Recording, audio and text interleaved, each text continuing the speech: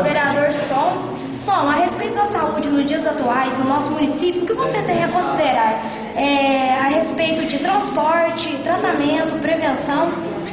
Eu tô achando meio fraco, não tá sendo bom. No ideal, tinha de remédio de monte. Eu precisava de um remédio lá, não tem remédio lá, nem para dor de cabeça não tem. Agora o que a gente vem fazer? Agora vai um lá para buscar remédio, vai o médico lá, faz consulta, pega a receita dele, pega do Zé aqui, pega suco aqui e traz aqui. Daí chega aqui não tem remédio, leva a receita.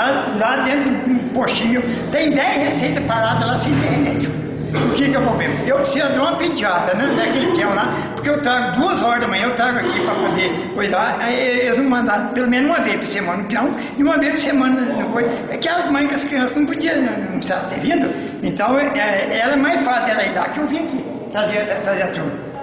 É só Obrigado, só isso. Muito obrigada. Nada, só.